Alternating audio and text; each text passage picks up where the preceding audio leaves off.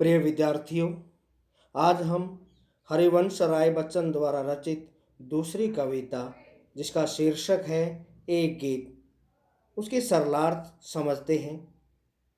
इस कविता के माध्यम से कवि ने समय की गतिशीलता, समय का चलायमान होना, परिवर्तनशील होना, उसका वर्णन किया है। साथ साथ एक भाव समझाने की कोशिश की है कि हमें यदि हमारी मंजिल सामने नज़र आती है, मन में यह आभास होता है कि हमारी मंजिल बिल्कुल सामने है, तो हमारे कदमों में फुर्ती आ जाती है, तेजी आ जाती है। आइए पढ़ते हैं पहला पद। कवि लिखते हैं, हो जाए ना पथ में रात कहीं, मंजिल भी तो है दूर नहीं, यह सोच थका दिन का पंथी भी, जल्दी जल्दी चलता है, दिन जल्दी जल्दी ढलता है। कवि कहते हैं कि पथिक होता है मुसाफिर, यात्री। जो यात्री है वो अपने सफ़र में चला हुआ है। हो जाए न पथ में रात कहीं, कहीं रास्ते में ही रात ना हो जाए, अंधेरा ना हो जाए, मंजिल भी तो है दूर नहीं, और उसको अपनी मंजिल भी बिल्कुल नज़दीक नज़र आ रही है, स्पष्ट दिखाई दे रही है। यह सोच थका दिन का पंथी, यह सोचकर दिन भर चलने के कारण थका हुआ दिन का पंथी यानी मुसाफिर यात्री जल्दी जल्दी चलता है, तेज गति से चलने लगता है, दिन जल्दी जल्दी ढलता है, क्योंकि दिन बीत रहा है, व्यतीत हो रहा, परिवर्तनशील है। यहाँ पर एक जो दिन का पंथी है, दूसरे अर्थों में ये भी हो सकते हैं, हम सूर्य से भी ले सकते हैं, सूर्य, क्योंकि वो सारा दिन सफ़र करता है, हमें प्रकाश देता है, चलता रहता है। और दूसरी तरफ से एक मुसाफिर यात्री, जब उसको अपनी मंजिल बिल्कुल साफ दिखाई देती है और उस ऐसा लगता है कहीं रास्ते में ही अंधेरा ना हो जाए, तो उसके कदमों में तेजी आ जाती है, वह जल्दी जल्दी चलने लगता है। कवि कहते हैं कि दिन जल्दी जल्दी ढल रहा है।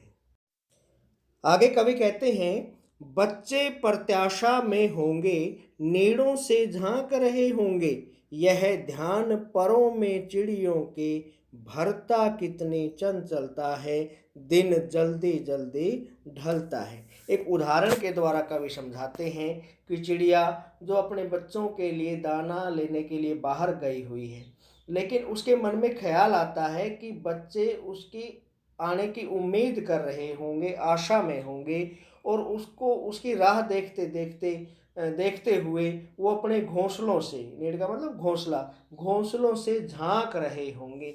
जब ये बात चिड़िया के मन में आती है, जब ये बात उसके ध्यान में आती है, तो उसके परों में, पंखों में चंचलता भर जाती है, तेजी भर जाती है, यानी वो तेज गति से अपने घोंसलों की तरफ उड़ने लगते हैं। दिन जल्दी जल्दी ढलता है, दिन जल्दी जल्दी बीत रहा है।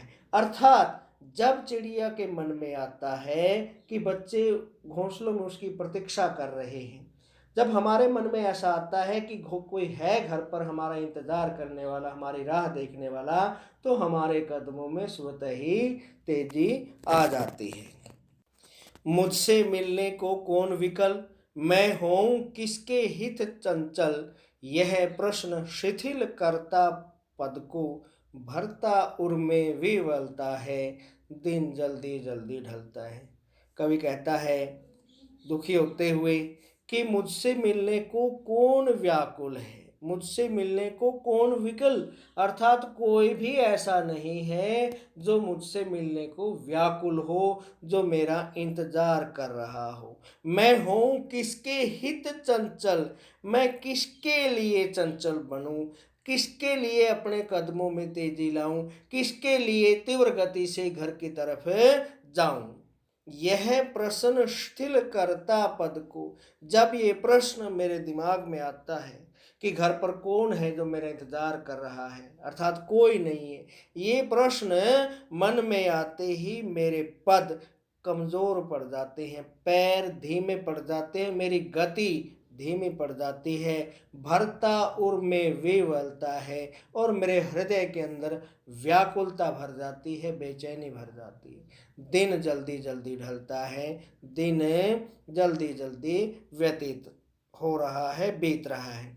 तो प्रिय विद्यार्थियों, पूरी कविता छोटी सी कविता है, गीत है, ये आपकी समझ में आ गया होगा कि कवि कहता है जो जब हमें अपनी मंजिल सामने नज़र आती है, हमें पता होता है कि हमें किधर जाना है और कोई हमारा इंतज़ार कर रहा है उस जगह पर, तो हम अपनी मंजिल की तरफ तेज़ गति से चलने लगते हैं। और जब हमें अपने ठौर ठिकाने का पता नहीं, अपनी मंजिल का पता नहीं, ऐसा होता है भाई कोई हमारा है ही नहीं इंतज़ार करने वाला, फिर हमारे कदम रुक जाते हैं और हमारा हृदय व्याकुल हो जाता है। तो इसके जो आप सरलार्थ हैं, जिस भी तरीके से हम शुरू से लिख रहे हैं, वैसे ही अपनी नोटबुक में लिख लेंगे और साथ ही साथ याद करेंगे।